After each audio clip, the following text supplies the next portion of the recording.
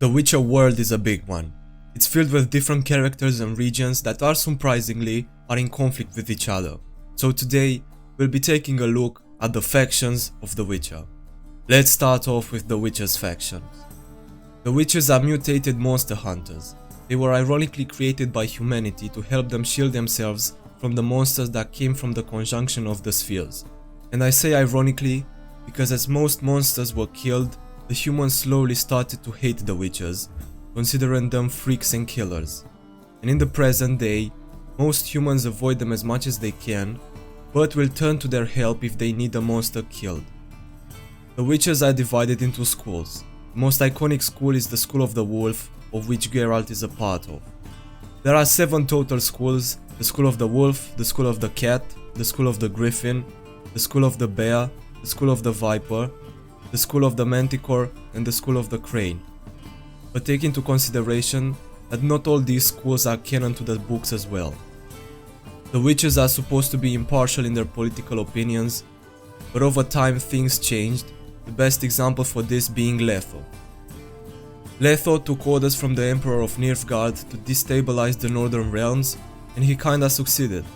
The most iconic Witcher is Geralt of Rivia, the protagonist of the Witcher series, but other Witchers include Lambert, Eskel, and Vesemir.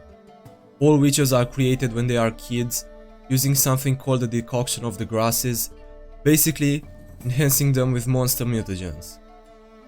But before proceeding to the next faction, I would like to ask you to subscribe and maybe leave a like if you would like more Witcher content, but not only. Thank you. The next faction we're gonna talk about is the Empire of Nilfgaard. It's led by Emperor Emir von Everest, or the white flame dancing on the graves of his foes. During the Witcher games, its main purpose is to conquer the Northern Realms. And you might think that being an invader, they are the bad guys. Well, not exactly. In the ending where the Nilfgaardians are victorious, you can see that things are not going that bad.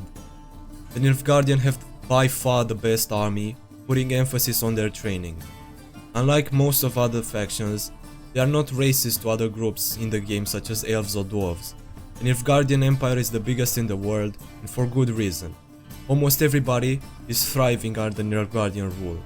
The most iconic Nilfgaardian is the Emperor, who is actually Ciri's father, but not a good father at that.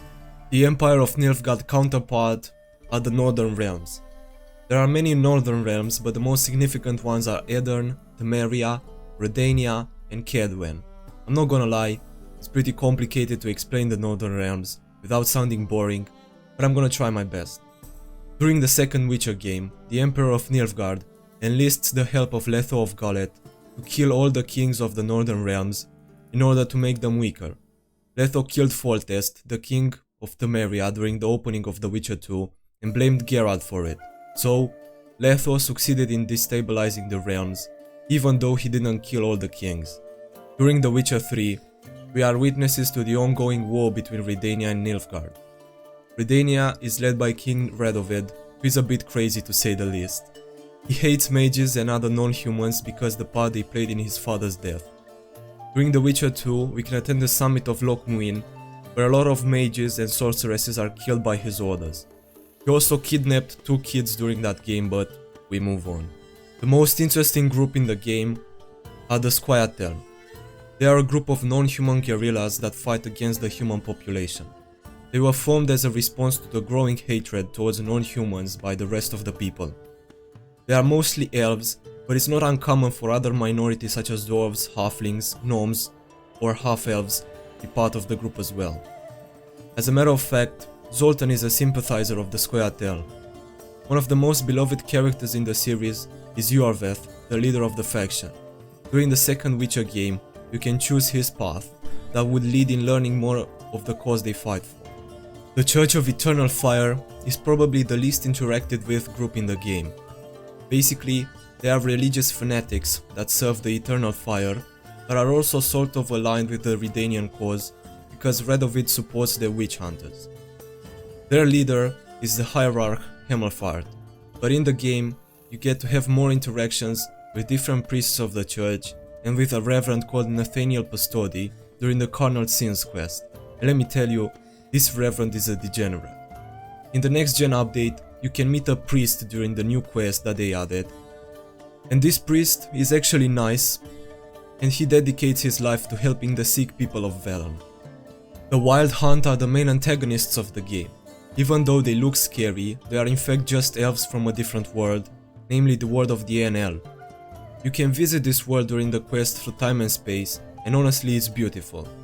The reason they search for Ciri during the game is because they need her powers to help them conquer the continent, because their world is slowly dying. Even though Eredin is their king, he only leads the Red Riders, and the leading your people part of being a king is left to Gales, who operates from the capital Tirnalia. The next factions are the people of Skelliger. The Skelligers are warrior people much like the Vikings. They were clearly inspired by the Vikings, to be fair. The Skelliger Isles are maybe my favorite region in the base game, and the people play a big role in that. Every island has its own Jarl, but they are all led by the Jarl of Skelliger, who has the command of Skelliger's army. In the game you can help choose between 3 pretenders to the throne in a group of very cool quests that will lead you to learn more about the customs of Skelliger. They are hostile to pretty much everybody. We know this because we know that they pillage the shores of the continent and they want to go to war with Nilfgaard. The last faction includes people that can use magic. I'm talking of course about the Lodge of Sorceresses. The Lodge of Sorceresses were before Lokmuin the advisors to the kings of the Northern Realms. The members of the Lodge are very powerful individuals that can use magic. During the Witcher games they play a pretty important part, and in The Witcher 3 even help Geralt defeat Eredin, even though they do it out of their own interest. And acting out of their own interest is something synonymous with the Lodge. During the games many times members of the Lodge have acted out of their own personal interest and put many persons at risk for nothing.